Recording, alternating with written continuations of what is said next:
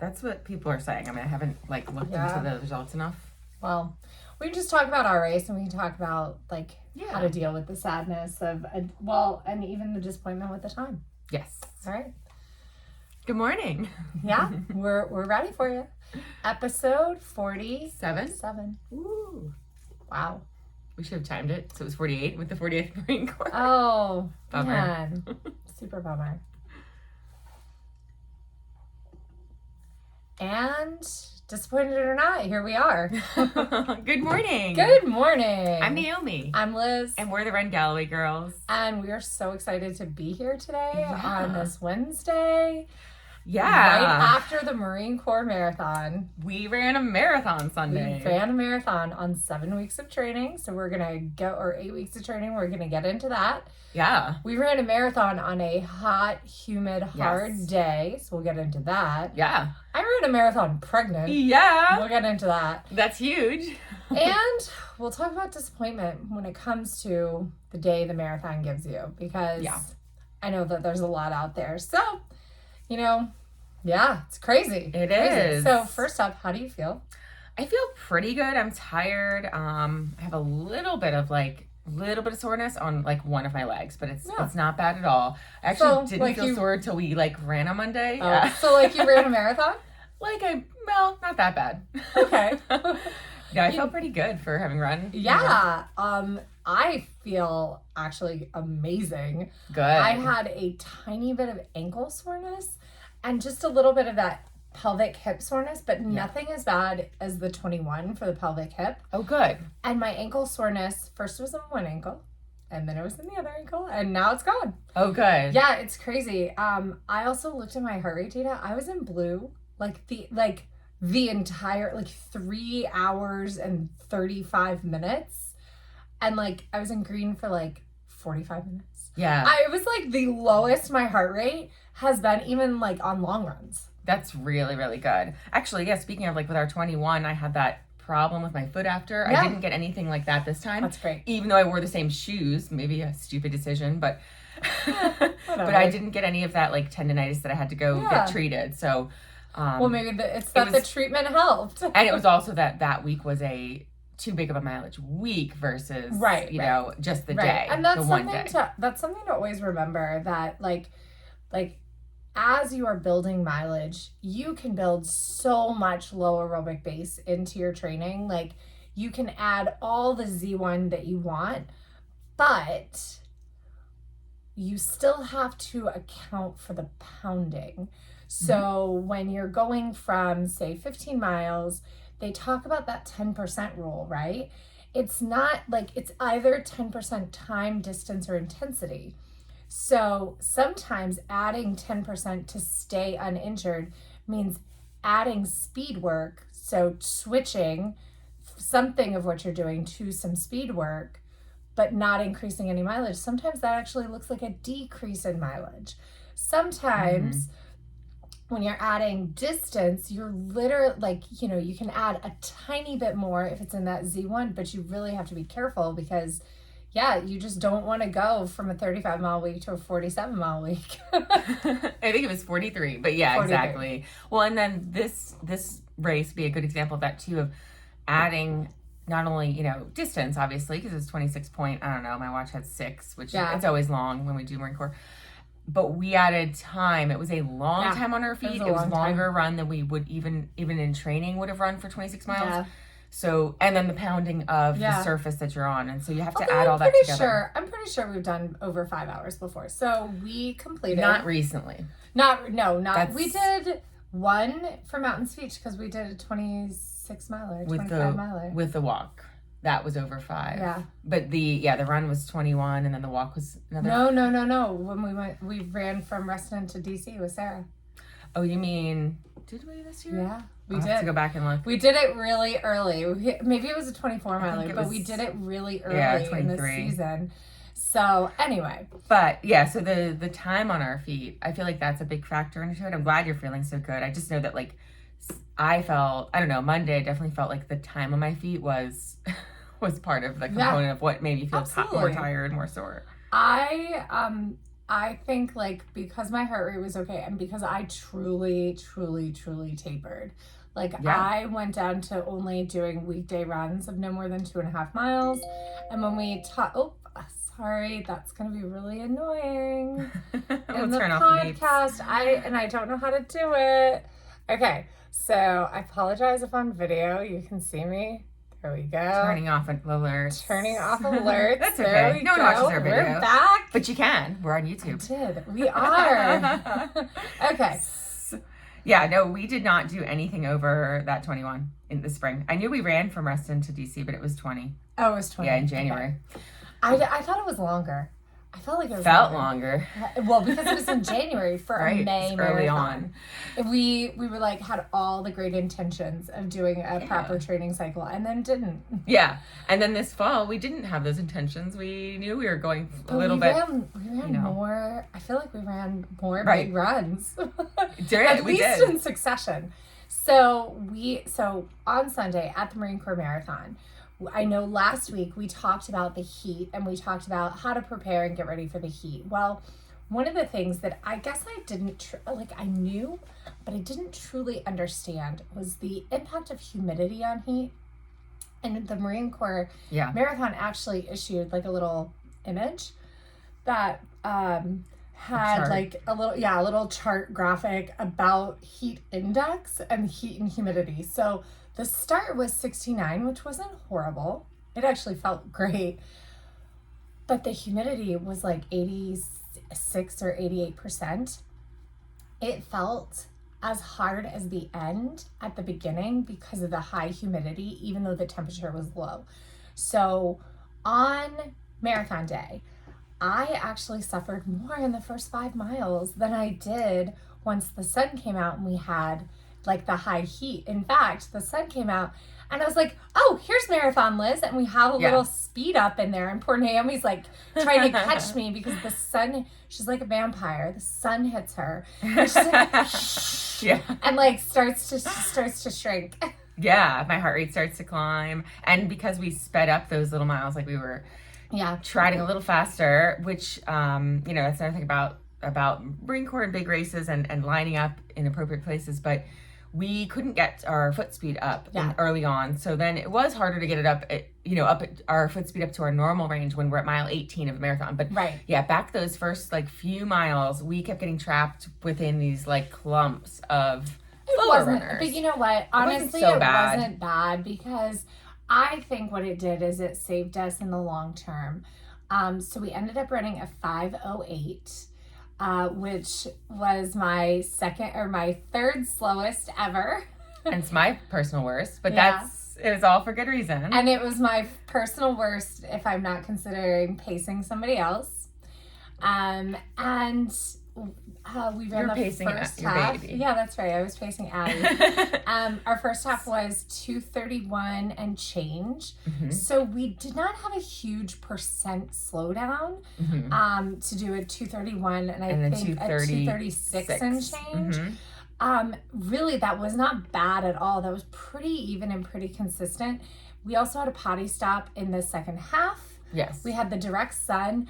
And one of the things that we did not do that a lot of people did was we did not stop our intervals and we did not just walk. I joked like 4 or 5 times during the race. I joked about maybe we should just walk a mile and then go back to our intervals, but we just stuck with our intervals the whole time. Yeah. So we have a 15:30 PR. A 5:08, which is amazing. Our official pacing shows it as 11:46 average. And that's pretty consistent because our first 5K, was around there. And every 5K thereafter, there was a few in the middle that were in the 11:30s. But the almost all of them, I think all of them were in the 11s, like every 5K. So we were pretty consistent. We had the last was at 12 flat. I'll have to go Polar, like our official that's splits. All right. And, so we also, I know there was points at which you had said like, oh, well, let's just get to this mile or that mile. Let's get to mile 18. And I said, what happens then? Do we get to walk 8 miles in? And you're like, let's get to mile 20. I was like, what happens then? Do we get to walk 6 miles in? Because I didn't care. I was like, I will walk. So, and Jeff says that a 15:30 would be the equivalent of a 14:30 or a 15:45 pace. Wow. Now, we've seen that's actually very slow compared to Sherry has a much quicker 15:30. Yeah. I would say it's more in the 13 13-minute zone. Mm-hmm. But even still, Jeff would say to do in our pace would be somewhere like a 60-30, 40-20, 30-15, 30-30, or 20-20. Yeah. So the fact that we did a 15:30 is pretty incredible, even though we couldn't get up to our normal foot speed. Yeah, and again, it goes to show what we said. You cannot start too slow.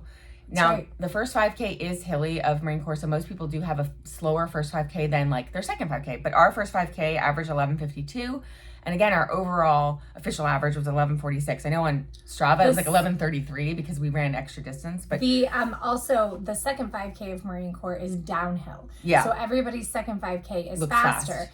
and so those people who had a second 5K faster and then a third 5K that matched that second 5K actually increased their intensity quite a bit in that third 5K, because you'll see from our paces our second 5K goes to 11:19 average, which is like what?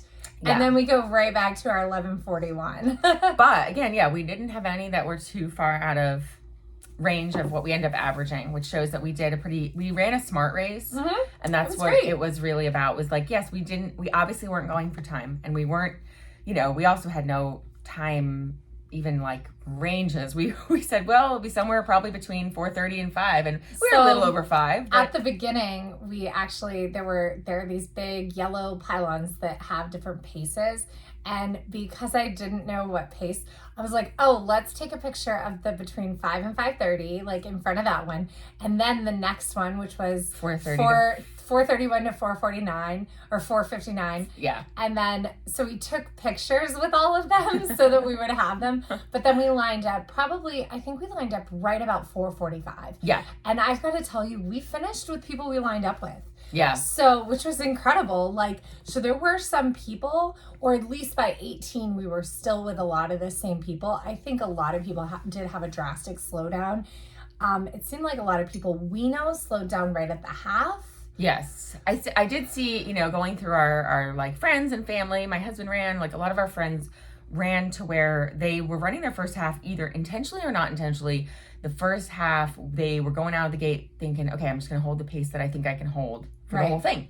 Right. And, not taking into the heat and weather into account. Right. And even on your best day, like, it still is a little bit of a risk to go out with that first half at a pace that you in your mind believe, yes, I can hold. Like, so, for example, my husband ran a 2:02 first half, which for him on, which is 4 to 5 minutes slower than, like, if he were to go run just a half marathon on his average fitness, or even 10, right now, 10 minutes possibly. He would 5 to 10. He would be, well, I would say just like kind of where he is right now. On a bad day, he'd be 154. Right. And so he was, 202 on a great day at Marine Corps. He would probably finish with a 408, 409, yes, running a 202 and a slightly slower back half, because that's just. And now, had it been perfect weather, he could have probably even split it. Right. But, like, that's just, kind of where he is. But I don't think he took into account the weather at all. No. He had, a 245 back half? It was even worse than that. I think it was a 249 back half. He ran a 451. He walked, like, a majority of some sections in the back half, obviously. Yeah. That's what he said. He thought he tried to do some intervals, but at that point it's too late in the game. Yeah. It's not too late to start walking and doing intervals, but it's mentally really hard to start running once you drop your intervals. Yeah. So our recommendation is, in a race, no matter, like, even if your intervals have to be 10 and 30 or even 10 and a minute, like, try to keep some kind of running on some kind of, schedule. Try to keep that going. You mean like 10 seconds? 10 seconds. Yeah. 10. Yeah. Like to get the running back. Oh gosh, 10 minutes? I couldn't do it. No. So yeah, even just to get the running back into the legs. And yeah, I think with the heat and humidity, he's learned, and a lot of people have learned that lesson of, like, well, maybe, yes, you have to figure out what you're going to slow down to for the first half. And also maybe start with an interval plan from the beginning. Yeah. And so, I mean, some people still perform really well. Like, we were really happy, like, that Jess crushed her 50K. Oh, I mean, but talk about an experience. So smart. Jess crushed her 50K, and she chose a pace for that 50K. She and her coach chose a pace that was appropriate for her, for the distance and the day. Yeah. Because Jess is, a low 340 or high 340 marathon. I think she's under 345. It's 349, I think, okay. Because she only needs to go under 350. So she had a high volume of mileage. Yeah. So she's got a great base under her belt. So that's what, an 8:15. So to slow down to a 10-minute pace, that's almost like 2 minutes. 40. 850 almost. 840? Yeah, for 350. But she so did it's a a 10 minute. It's a minute. And that was last year. Like, she's maybe, obviously it's a show of better shape she's in this year. It's a minute and, 15 off of her marathon pace. From last year. And this year, I bet she's going faster because, the shape she's in. Yeah. Yeah. And so that just goes to show picking an appropriate interval. Yeah. I would say that's probably closer to the pace she's been running long runs at. Right. Versus, now we still say slow down even more on your easy long runs. But that's picking an appropriate pace because she didn't have that huge slowdown. Yeah. And it assured her that even though it's not to her potential, right? Possibly she'd run it faster. Right. It assured her a massive PR. In the 50K. It's like a 30-minute PR. Yeah. Yeah. So that's incredible. That is always... That's always so important to pick an appropriate pace. She also, because I've run with her on long runs where it's gotten warm, she has durability. Yeah, she's very good. The heat doesn't affect her, at least, outwardly. It doesn't affect her the way it affects me. Like, when we were running together that one time and she felt amazing at mile 18, where it's just like you, where I wanted to puke at mile 18 of this long run. And so she has, some of that, endurance. And yes. I was very, fatigue resistance. Especially in this marathon. I'm always happy that we're running together, but I was very lucky because I did start to get to a point, and this happens to me in long, hard runs. I get to this point where I just want to be done, and I can actually find this amazing speed and ability to close. Like, I think I closed out some long, hot run that it was awful. And I just picked it up to an 8 flat pace and just ran in. This was a couple summers ago, so it was better shape. But I just ran in 2 miles straight because I wanted to be done. Yeah. But out there at Marine Corps, my concern was making sure that I didn't dehydrate or overheat because of the baby. Yeah. So I was lucky that Naomi was just with me, and we were just able to close it out and stay with our intervals. And it was just kind of the best that we could hope for on that day. Yeah, with what we were given, with the conditions. Yeah. And I'm so proud of us. So same, I know. And so and for, it was a hard day. We found out after we finished that they did close the gauntlet sooner, 33 minutes sooner than normal. That's the clock I saw. So we go into Crystal City, and the clock says 12:18, and I was like, we haven't been out here for 12 hours. That was the gauntlet clock. So we had because I was worried that people that were about 30 minutes behind us might miss it, but they were able to sweep through and do the whole race. Yeah, so it ended up being black flag conditions, which is, if you've done these before, you've seen green flag means great running conditions, yellow flag. Red flag is, red flag's obviously take a lot of precautions. Black flag, they'll often shut down a course to preserve, there's basically, it means that the EMS had been overwhelmed. There wasn't enough medics to treat everyone. I heard that there were a lot of sick people within the 3 to 4 hour range. Oh. Very similar to what happened at New York last year. So at New York last year, people who ran a 3:30 or, around that range were having massive heat illnesses versus the people who were a little more conservative and stayed towards the back, smarter folks who knew we weren't going to go out and race it. And they got overwhelmed early. And so they, with that, so then they don't have the medic support for later on in the race. And That does suck. And It I'm really sorry does to back for- of the Packers when your race is cut short. And you get that because message and you don't have the time to get there. That's really, it really is disheartening. I completely understand, your training based on, the race says this is what we do, this is how long you'll have, and for that to be changed on race day, I feel for everybody who didn't get to complete their marathon or didn't get to complete their 50K. Or completed but didn't get a official time. They were a mile short or 2 miles short. A lot of people went out and tried to, run, walk, or walk a mile or two to get their, on their watch. Yeah, that's great. But they're not getting the official results. They got their medals. I believe they, were still making sure they got their medals. But people had 24 and a half miles as their total. But remember, you still competed in the event that was offered to you that day. So don't look at it as a failure. But that is one of those things too with the marathon, is the marathon is really, really difficult. It is something that, while I love that everybody is out there trying to do a marathon, I think that if you are training for a marathon and you are going to be close to those cutoffs and gauntlets, there is no shame in waiting until you're a little further away, further ahead of those gauntlets to attempt your first marathon. There's no shame in attempting it and missing it and coming back and trying again with more training. Yeah, I know if you were close, I if know you were it's close hard. with it, if you were close in training and you had that worry, will I make the cutoffs? And then they've taken the cutoffs by 33 minutes. That's too much to expect on a if hard you're not day. in that shape. Yeah. Well, and on a hard day. It's hard for everyone. And remember, as you're training, for those cutoffs, and you're I want to be able to make those cutoffs to be able to do it. Think about, I need to be able to make those cutoffs on a hot, hard day, which means you need to actually train to be ahead of the cutoffs.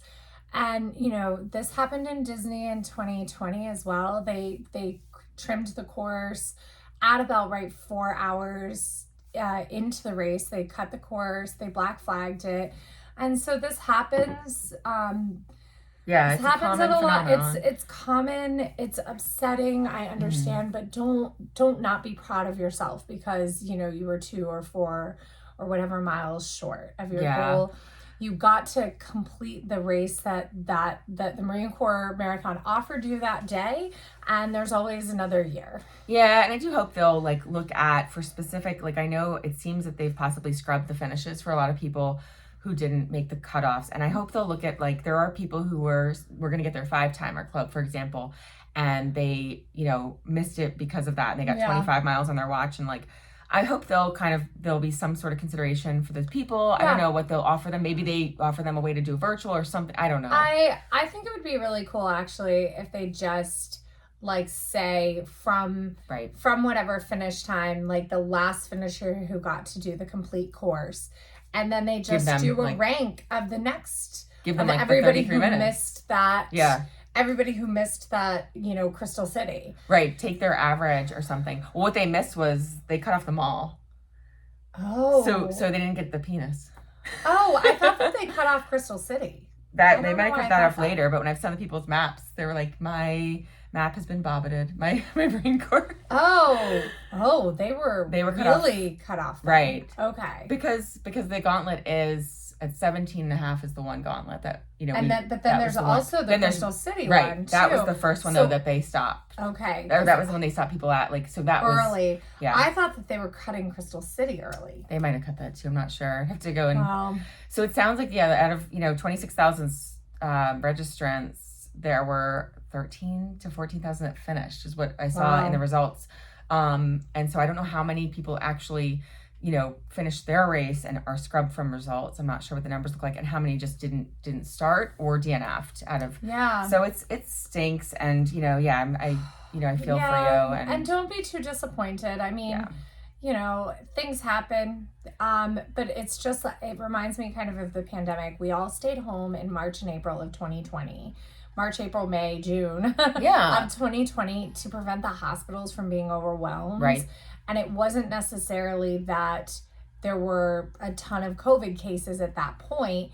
It's just the hospitals, we didn't want them to be overwhelmed. It was precautionary. And we actually had much higher COVID cases later, Right. when hospitals could handle it, when we had vaccines, when we had treatments, right?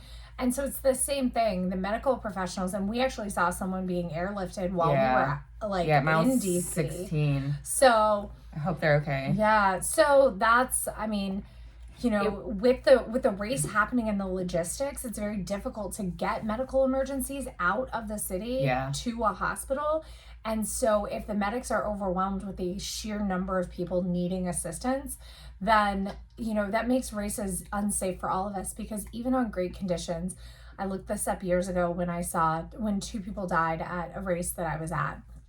I did the inaugural Rock and Roll Richmond. Oh. Or not Richmond, Raleigh. Raleigh, yeah. And I said Richmond like a podcast ago, and I meant Raleigh. 2 people passed. And I looked at this stat, and it's something like 1 person in every 80,000 runners. And it's crazy because I like looked back, and like I've seen people die, like passed by as they're taking people away, found out later that they passed on at the Army 10 miler, at half marathons. And I mean, a marathon is much more dangerous. Right. And keep in mind, the conditions were hard for everyone. I think, you know, even with us running a smart race, being pregnant, you can look at it and see, like for us, we were 59 minutes slower than we were in May 5 months ago. So like, our fitness is a little different too, but just bear in mind, like that's goes to show, like it was a hard day for everybody. Well, and we didn't push. Like I think probably our best that we could have run had I not been pregnant, probably would have been maybe a 4:45. Like honestly, because of the on day. The day, like so, but I intentionally we would look at our heart rates, and I would check in. I'd be like, "Oh, you're still like no higher than orange, right?" Like because we knew Naomi like at a certain point was gonna be an orange. I was Although we're still feeling okay. We've adjusted those since then. That was the heart rate that I was like, you're still feeling okay, right? Not feeling pukey, not feeling lightheaded, or she gets chest pain when it's hot. Yeah, I didn't get the chest pain that I got, like that I had all throughout New York when I was running it. That I had that, like it's right in my left, part of my chest over. It's probably muscular. Yeah. But during New York last year, I was like, don't die. Like just slow down. So not worth dying for. So so just be okay with what the day gave you. And here's the thing, there's lots more races to come, and even better than marathons, there are 5Ks to run. Yeah. I'm excited to switch to 5Ks for a little while. Yeah, the short distance sounds like a lot of fun. I actually need to decide what I'm doing. I need to pick your brain. Like, what would you do in my situation? So I have, I talked about it before, I have Philly marathons I signed up for a year ago. I signed up for it the day after the marathon, and it was like, I knew. I signed up for it too. Yeah. I was like, a year from now, I'm going to be in such good shape, and because I'm going to have all this base under me. And, lo and behold, no, that's not what happened. So now I know that I'm not in the fitness that I would rather be for that race. So I need to decide, do I switch to the half, which, and figure out what to run that, or do I run the full and use it as some sort of a, practice experience run? And so I still got to figure that out. You ready? What would you do?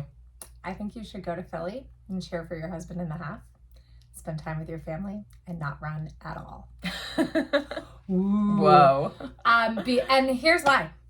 You're still recovering from your feet stuff. Yeah. And I think it's time to get into some serious short distance training. Yeah. Before you head into your half marathon in March. Spring. I think it's time to make sure and rebuild a solid foundation and make sure this leg stuff doesn't pop up, that we don't gain, we don't take any minor soreness that you have right now and turn it into an injury. Yeah. By running a marathon and then having to jump into a training plan with a month. Right. Because telling you to actually recover, because that's the other thing. So from this Marine Corps, sure, we need a tiny bit of recovery, but we don't need a reverse taper. Mm-hmm. We don't need to take 3 weeks off and then start over, right? We just need to kind of chill in. I was even going to say, we walked yesterday.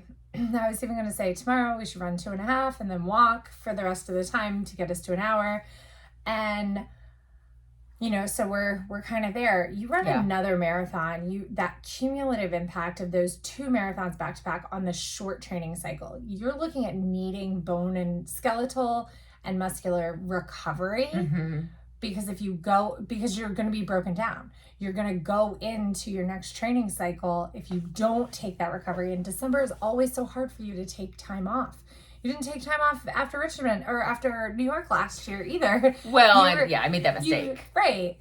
And I mean, but it's like every time, like we'll do a fall marathon and then we'll jump right back into Disney training. Like, right. And so I just want to make sure that you're completely uninjured and like ready and primed, and like there's no lingering like possibility of a shadow of an injury heading into your spring cycle. You know, because I think you got to run really well at Jeff's race. Like I think, you know, sub 150, you know, on a hilly course. Yeah, I want to aim for that. I just know like I'm also not the person I was a year ago or year for that. I don't know. 40s are hitting me. They're hitting hard. So you'll be all right. It's you know, it's a lot of changes and just having to adjust to the new me. Okay, well then happily pace the 2:15 at Jeff's race. Yeah, we'll see where I am. And that's a ways off. So we'll see where I am. Yeah. So I mean, I would say maybe even just run the 8K or run the 8K or run the half with your husband versus, and I know that would be expensive because you would have to. My mom's offered to pay for the hotel to babysit and be there so I can do the half because he's doing the half. And so yeah, that's like, I'm not so worried about that. I just have to decide like what makes sense at this point. Yeah. And neither of I agree. Probably what makes sense is not running at all, but I don't know. That's hard. I know. That's hard. So it is hard. I definitely, I don't think, I don't know. Because I feel like even if you were to go run, if you were to go run Philly and you didn't, because you'd probably run a 4:14 at best. Oh, at best. That's like the best you could hope for. Right. And like realistically you'd be around like somewhere between 4:25 and 4:31. Right. That's sort of what I was imagining. And I think you'd just kind of be like, okay. I know. Like, and that's why the only way I would, if I did the full, it wouldn't be for time. Wait, what would that be? Your second worst marathon? That you weren't pacing something like that? Right. We're working at the bottom right now. Right. Ooh, you could go for a worse. You could go, you should go run a 5:10. Yeah, go see how slow. No, like my only thing to use it for if I were to do the full, which it's really something I don't want to do without you, but would be to go out in, you know, a slow first half and use that as practice on learning how to negative split. I've never negative split. But you could even do that. Like a 3-minute. You could even do that split. That practice, you could do that in the half, and you would get the same mental benefit, which. This is true. It is very difficult to go out in a race and decide to do this because your finish time is going to look horrible. And so then you have to like do the post where you like tell people where you explain it. But I will tell you the physiological benefits of going out and like dividing your race in half and saying, okay, easy, and then pick it up.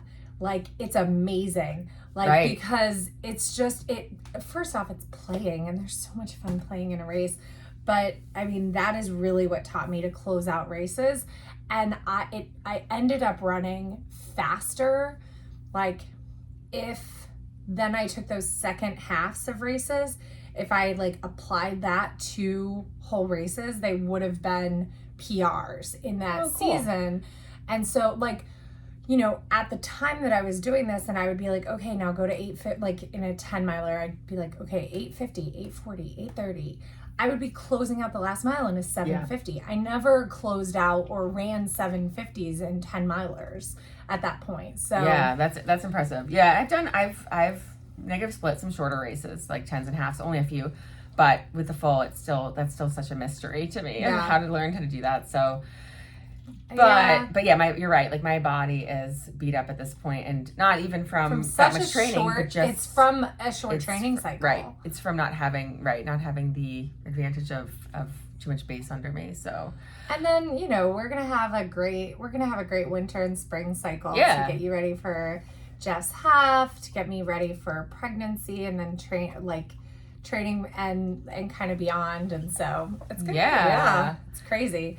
So yeah, so to close out Marine Corps though too, don't feel bad about whatever, like be proud of yourself for running on an incredibly difficult day. Yeah. And for participating in the People's Marathon. So you know what though? We say this, the only people who are upset are people who didn't get to finish, rightly so. People who it was their not their first marathon, right? If it was within numbers 1 through 5 of people's marathons, they're like, I did it. I ran a marathon today. Yeah. It's funny how the more you run, the more kind of jaded you get about marathons. Marathons are freaking hard. They are so hard. They're so long. I'm always we're out there on the course. I'm like, this is too long. This is just too long to be running. I know. I remember either thinking or saying, I can't wait until I run a 3:30 marathon again, because it's so much easier to only be out there for 3:30. Yeah, it's, again, so much power and respect to Back of the Packers, because whenever we run slower than what we've run in the past, it is that much harder to be on your feet that long. And it is a lot harder. Yeah. And so, anybody who's that's a PR for them at 5:08 or whatever, so I give you so much kudos, because that is just so, or that is 6. so hard. I mean, that is so much time on your feet. And something else we realized, it's more steps. It is. It is more steps. Yeah. It is more work. So yeah, we were comparing so Ken, who's here, and he paced the 4:30 for the 50K, and which is 8:41 pace. And they amazing. Except they were under. They paced 8:40 because his co-pacer was kind of doing some too many running aheads, because they didn't have mile splits. So anyway, he had only 10,000 more steps than me, even though he actually ran another 5 miles later. So he had 10 more miles than me, but only 10,000 more steps than me at the same point in the day. That's because crazy. he was running longer stride length with the shorter, with the faster time. So it was more steps, more time on our feet. Yeah. So yeah, more kudos, more power to you if you are, Back of the Packer. It's just so impressive that, that you keep going out there. So. Yeah. And I got to tell you, all day during the marathon, I would see people on the side cheering that had their 10K medals on, and I was like, man, I wish I got to run the 10K. I know. I was Same. However, the 10K was really difficult because that was the high humidity part of the day. So there were illnesses and people dropping out at the 10K too. So I mean, what a hard day for running. So yeah. Oh my goodness. But it was, I still cannot believe. So running pregnant, yesterday I actually had a doctor's appointment, not with my OB, but with a hematologist. And I she's we're talking about all this stuff, and luckily everything's great. And she was like, well, asking me something. I was like, oh yeah, I ran a marathon on Sunday. She's like, you ran a marathon Sunday? What? And I was like, oh yeah, because that's actually one of the ways that I have high iron, and that's one of the ways that you can keep your iron lower. Is that's one, very, very few ways to waste iron in your body, except running, because I guess it's the pounding on your feet. It is. It causes your red blood cells to explode. Yeah, it breaks them down.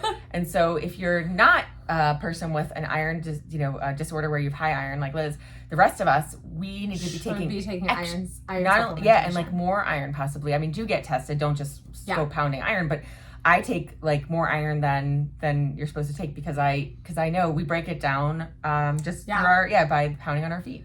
Yeah, so I mentioned that to her, and she's like, wait, what? I was like, yeah, because your red blood cells explode when you're a runner. And she's looked at me like I was crazy. I was like, I know that's not the term for it, but that is one of the only ways other than chelation or bloodletting to remove iron from the blood is through running. Not endurance biking doesn't do it, right? But through the pounding of running. And so anyway, she's like, you ran a marathon? You're I was like, yeah, 12 weeks pregnant. Like on Sunday, I ran a marathon. She's like, you got permission, right? I was like, I did. She's like, okay, good. Because like, she's like, I'm not an OB, so I don't know if it's allowed or anything. I was like, oh. I was like, no, my doctor said as long as I was slow and stayed hydrated, that it wouldn't be a problem. So that's what we did. We ran slow and stayed hydrated. Yeah. But I will tell you, like the extra weight, even though it's not that much, just like the shifting of everything, made it very, very difficult. I'm not sure I would run a marathon pregnant again. Yeah. I'm really glad that I have the experience. Like I broke down and cried because it was such like the opposite feeling of finishing Boston. You know, I finished Boston in a slow time. I had run with Marcy, which was great. But, you know, I probably could have run about 4:10 on my own that day, even though I had very little training under my belt. But I ran with Marcy, and I just remember just being so sad that we actually had to move on to IVF. It was like kind of our last, I had surgery to remove polyps. We were really hoping that was the reason I wasn't getting pregnant. And, you know, this was going to be the magic cycle that was going to keep us from having to do IVF, and it wasn't. And, you know, I found out like that morning that you weren't pregnant. And so it was just very like sad.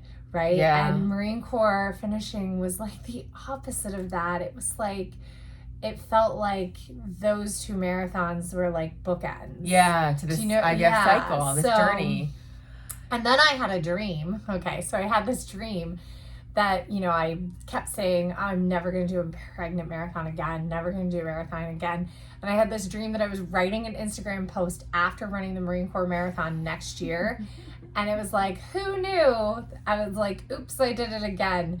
Who knew that after, you know, 2 years of struggling with infertility and IVF to get your first baby, you'd go to run the marathon, you go to run Marine Corps marathon, you know, 5 months postpartum, only to find out that you're 7 weeks pregnant. Like, so that's like my foreshadowing. So fingers crossed, I'll have, you know, babies that'll be 13 months apart. Yeah, that would be great. So, and then I ended up running because we actually met a woman on the course who had not even told her friends that she was running with, that she was 7 weeks pregnant. So Liz put on the back of her shirt, like we made shirts for the event, and she put on the back, baby's first marathon, 12 weeks today, and then mommy's 30th. Yeah. And so she must have saw that and congratulated you on your pregnancy. She was like, and she goes, I'm pregnant too. And we're like, oh yay! And she's like, shh.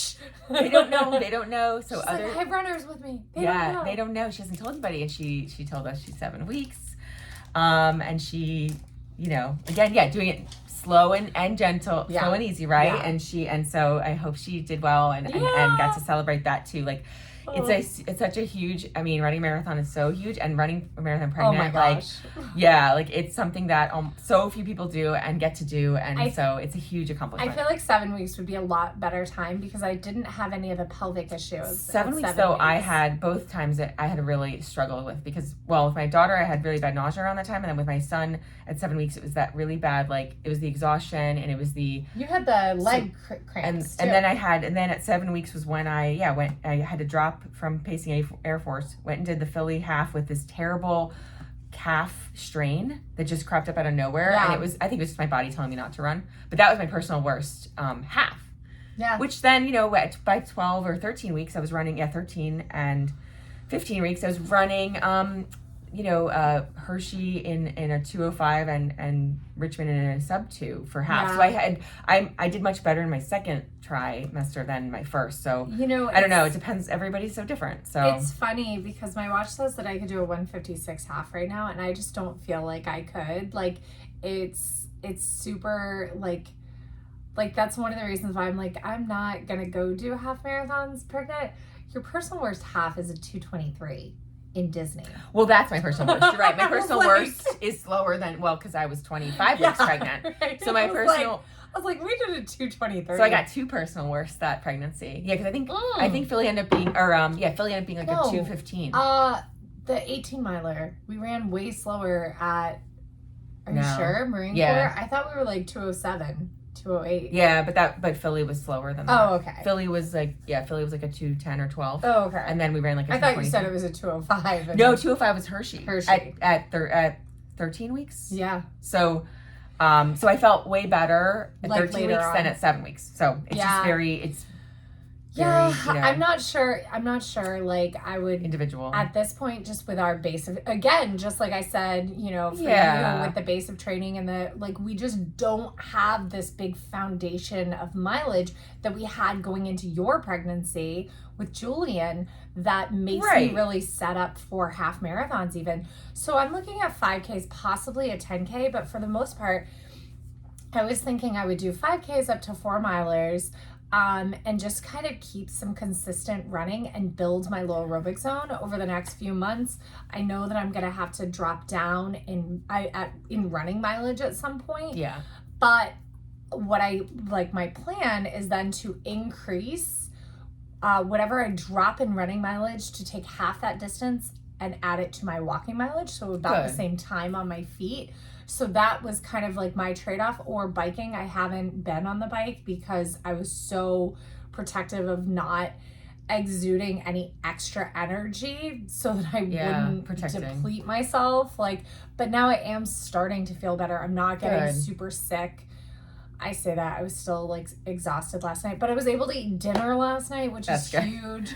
I really have not been able to, I have had the smallest dinner appetite. Even after the marathon, we went to Bar Taco and I could stomach 3 tacos. And that was it, which is not me. Usually I'm 10 tacos. I eat so much. And so, because if you haven't been to Bar Taco, they're very tiny. They're 2-bite tacos. They're not my husband said they're tea party, with your daughter tacos. They're tiny.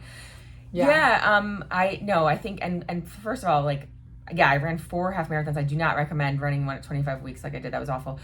4 half marathons during pregnancy. No, running 1 marathon during pregnancy is 10 or 20 half marathons. So I fully say, you did enough. You do not need to go out and running halves. We were at such a high level of fitness. I mean, look at what you were doing that fall where we were trained together until I got pregnant. You went and ran the 50K with 5 more miles in almost the same time we ran. 5:15, only to go and then 7 days later. 7 days later to PR a half. I don't even know. I right now couldn't physically get myself to Disney and run a half this Sunday. It just wouldn't. I physically couldn't do it, and we didn't run a 50K this Sunday. So you were in such incredible shape. Yeah, we were both in really great shape. That fall, I ran the 50K. Then the next weekend, I went to Disney and PR'd the half. And then I went to Richmond and paced 6 days later 4:23 marathon. And then 3 weeks after that, ran a PR marathon myself. Right.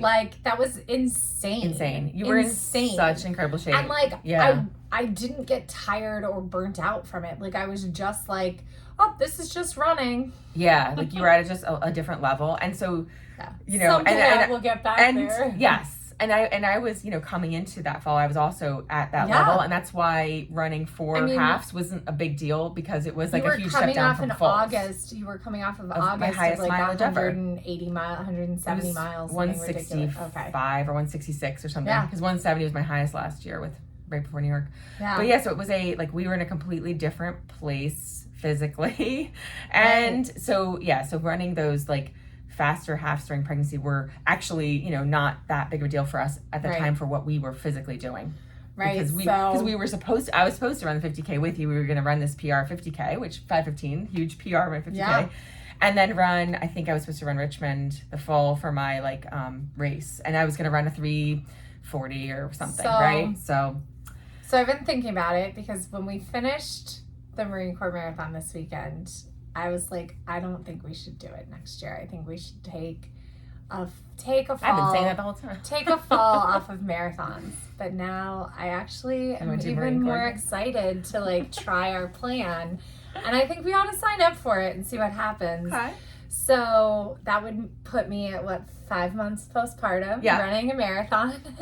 And it really wasn't that bad.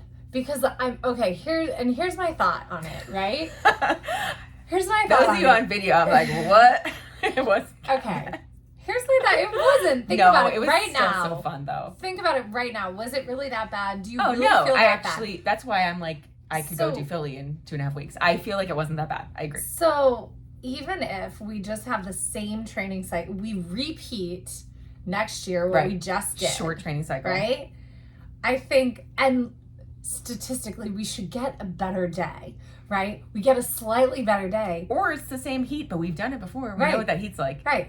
So we just make the goal to like mirror next year. That's our bottom, right? Gotcha. We mirror. Okay. And then like that's our like. And that's run the first half in a 2:36 and the second half in a 2:31. Sure. Well, or whatever. I just mean like training cycle and everything. Like even worst case scenario, we do what we did this year. Yeah. Right. And best case scenario, it can only be better. Like we can't really do worse. Like what's worse? I mean, we could run slower, but running slower doesn't necessarily make it mean worse. It would be worse. No. Right. So there's no downside. Right. And then I would say like we have a like a point of like we decide not to do it by like if we can't start a training cycle by August 1st, we say, nope, we're not going to do it. We are smart. We drop it. We find we drop down and decide to do the 10K instead. Yeah. We lose nothing. Yeah. By signing up for it and planning for it. And then we just make a date, like maybe it's even like July 24th. We decide, are we going to do the marathon or are we going to do the 10K? And whatever we decide, that July 24th gives us plenty of time to, either build up to good marathon mileage or build some great speed and decide to go for the 10K. Yeah.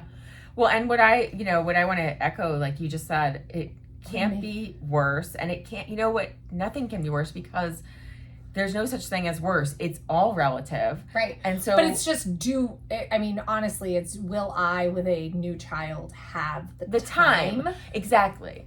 And that's train for a marathon. Exactly. But I want to say for, anyone out there, regardless of pregnancy, babies, whatever, you can't judge. It's all relative and you can't judge any time or any finish or any race against another. And here's what I mean by worse. It can't as long as we can get the training in, because that's something that I will stand by. Do not sign up for a marathon, phone in the training, and then go to the marathon and then get upset when they cut the course. Right? You have to do the work for a marathon, and that's what I'm talking about here. Let's sign up, let's make a date.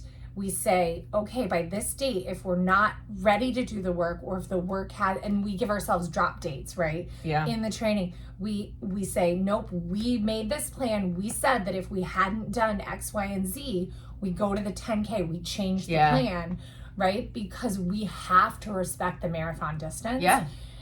I feel like that is something that has not been happening in the runners community. And I saw it pre-pandemic, but I'm seeing it even more post-pandemic, less and less and less respect for the marathon distance. Right. You have to respect this distance. It is so difficult. Yeah. We talk about, it was easy. Oh, it was easy. No. It was easy because it was my fucking 30th. It was my 17th, but it and wasn't it's not actually easy. It's not easy. Right. This is we have to respect this distance. It's hard. It's a super accomplishment, and there is nothing wrong with not ever running a marathon. Yeah. Very true. But, people who just continuously go out there running back to back to back marathons for these finishes, is that respecting the distance? I would say in some cases, yes. People who go out there and they start at a pace and finish at that same pace, and they're repeating that over and over. I would say even some people who are going out there and they're running the same way each time, kind of a fast half and then a walking finish, and they're not ending up injured. But if you're going out there, not doing the training, not respecting the distance, finishing a marathon, getting injured, being injured for 6 weeks, only to try to cram to do another marathon, and you're repeating this not respecting the distance, running a marathon, being injured, not respecting the distance, running a marathon, being injured. Like, that's not healthy for your body or your mind. No. Like, True. take some time, respect the distance, do the training. Let me tell you, the marathon's a lot more fun. Right. Like, that medal means more when you cross the finish line and you feel great and you're able to close out your training cycle and start again. Like, it does. It means more to you. Like, no matter what the time is, it means more when you finish and your body feels good. Yeah. Yeah, so we'll set gauntlets for ourselves in Yeah, the summer, next summer, that give us the, here's, okay. Exactly. Yeah, whatever the dates are. Because then, where we are at the then time. that allows us to still, like, make that leap of faith goal, still sign up for CIM, use Marine Corps as a training run, sign up for CIM, and then we can make the decision, you know what, marathon isn't happening in October, but we can still do CIM, or we just make the decision, you know, marathon is not happening this season. Let's get our 5 and 10K times really fast. Right, so that we can then use that later, like build and then up do speed. A spring marathon, you know, the following year. And there's a lot to that too. Like, again, the marathon gets so much easier. It gets like so much like hype and chatter, right? Everyone's it's the sexy distance. There is so much to getting your 5K or your 10K speed up, and then using that later. You know, get your speed up and then translate it over. Track Club Babe talks about that all the time. Like, like, in order to get faster in the marathon, you can't just train for the marathon and practice the marathon. You've got to get that short speed up. And we see training paces over and over and over. We see no variation in training paces. And granted, we might not see an overall pace, like a distance and overall pace have that much variation. Like, if you look back at my 2019, it looks like I ran everything in the 9:45s. But if you like look into it, workouts were a lot of sub 7 minute miles with walking intervals to average like a 9:30 overall. Yeah. And then a lot of 9:45s in my gray heart rate zone, straight running, or not straight running, but interval running. So there was that polarized training. Yeah, zone 1 running and exactly. Zone 4 running. And so, I mean, I think that it's really, really important. If you want to get faster, you've got to make the commitment to run your easy runs easier. Yeah, so you can crush your workouts. Run your hard runs harder. So. Or to the guidance that you're like working with your coach or whoever, so that you're not overdoing them, because you can overdo it in training. Yeah. But don't prove your fitness on your workouts. Don't prove your fitness on your workouts. Run your workouts to where your coach has told you, or, you know, to the right heart rate zone, to the right, you know, and if you do accidentally go over and like run a workout too hard or whatever, ditch the next workout to make sure you're physically recovered, you know? Yeah. There's no rush to get fitness. And if you are recovered, maybe your goals need to be higher. And, you know, and it might be just like, but if you feel, if you get injured from that, you know, then that's a sign that, it was too hard. So I will tell you, for a split second, I lifted the holiday half. For a split second. And I was like, maybe the 4-miler though. I'm like kind of itching to like go run local races because I haven't done it in so long. Right. It's so fun to have our local races and be able to just, you know, even like Marine Corps, just being able to get down to sleep in your own bed and then get down to the start line. And it is really fun. And I haven't done that since, you know, pre-pandemic. Right. And so and I haven't done like 5Ks really since, God, forever ago. It feels like 2017. The ones we have here are so fun. The December, January, and February ones. So those are exciting and fun to do. Jump into 5Ks. Yeah. I love it. It'll be really, really interesting to see, you know, how my legs respond to the shorter distance. Just because we've been running such short intervals, like I was like, man, I've got to like start practicing running like for 30 seconds. Although maybe 2020 is my new 5K. Yeah, it might be worth trying, you know? Oh my gosh, I wish you could see this on video. Penny has her little head of my arm. She's ready. She's so cute. She's ready for a walk.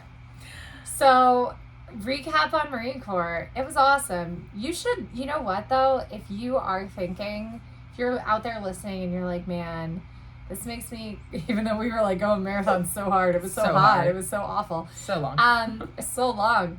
If you have not ever done a marathon, or you haven't done a marathon in a long time, or you're looking for your next marathon, I highly recommend the People's Marathon, Yes. the Marine Corps Marathon, because even though they did have to cut the course this year, in general, it happens to be one of the more forgiving races as far as, time. I believe it is a 16-minute mile cutoff.